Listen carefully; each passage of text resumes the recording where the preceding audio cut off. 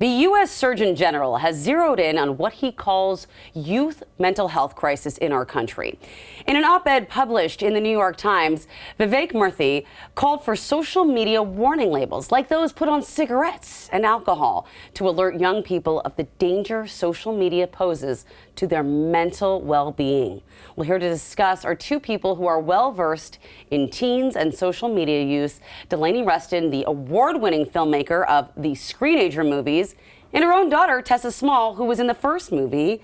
Welcome to both of you. Thank you for being here. This is such an important issue I know every parent is concerned about. So, Delaney, first of all, I want to get your thoughts on the Surgeon General's call for warning labels on social media. I mean, feels like a little too late, but still, it's a big, big deal.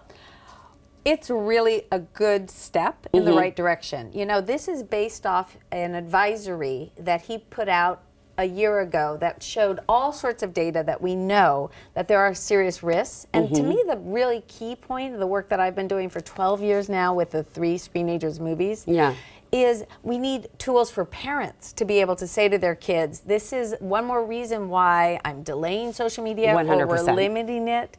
The top physician in our country has looked at the data and said there are serious risks with this. Yeah, I mean, that's really such a good point. Even like when my kids say, I want to sit in the front seat, I said, it's against the law. So I can say now, it's not healthy. So I got to ask you, though, Tessa, do you think this warning label will be enough of a deterrent for young people? Do you think it'll work? I think it's a great warning sign. It's like kind of a high authority figure stating something that we're all feeling slowly, like more and more. And it's almost the same way we have for substances. Like we just need the same way vapes and tobacco and all of these other substances, as I find social media to be as well, is like legally discussed. So I think this is also something that should be talked about from a higher platform. And as a youth, you think, okay, this is something that people will take notice of and respect. Yeah. Okay, so California Governor Gavin Newsom just called for a statewide ban on smartphones in schools. At least one Seattle public school is actually going to be testing out these lock pouches next year.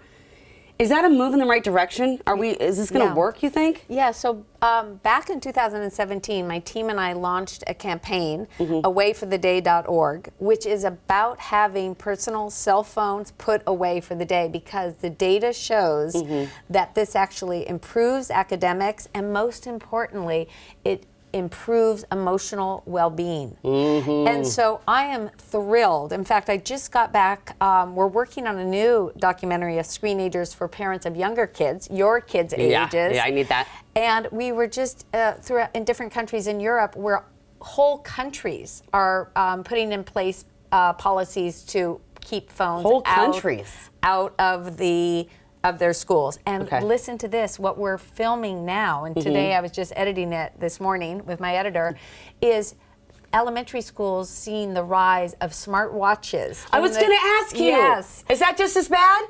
Yes. It's not just as bad, but it's that the moment in time where we need to say, you know what, those need to be put away for the day. Okay. And it's ultimately going to be a great thing, and I'm really excited that right now we're getting a lot of attention because it's evidence-based. This isn't like, and let me tell you, a big pushback is that parents like, what if I can't reach my child if, gosh forbid, there's an emergency, including a shooting or something else. Well, if it's an emergency like, a plan has changed, we want kids to go to the front office and learn and meet those people. If it's an awful situation, safety security has said time and again, it's much safer that students not have personal devices, because the sounds start going off, they're calling, it alerts danger of somebody who has malintent. So it's actually much safer and much more positive on all those other elements in terms of grades and social emotional well-being that we have personal devices put away for the day.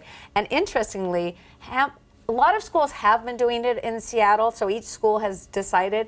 My son went to Hamilton, and it's exciting that they're going to try the Yonder patches. And Tessa actually has a story about this as well. Oh, yeah. Tell us what your story is. Yeah, so I went to Roosevelt High School here in Seattle, and I think one of my favorite classes had those pouches that took attendance via your phone in that pouch, in like a shoe pocket almost. And it was super just like change of a dynamic that made me feel really like in the moment and like a little child again with no outside pressure, and everyone else was on that same page. So like making that the norm is a really great step for classes, in my opinion. Yeah. Everything you're saying right now, I'm like, uh-oh. Because my kid has a smartwatch. Even if it's on school mode, I understand that they can get around that. So how do we reverse? How do we help break this social media, this technology addiction, or at least try to stop it? Well, there's a lot of things we can do. The main thing, though, is work at a high level to get devices out of schools. Okay. And we can get all sorts of easy systems to make that happen.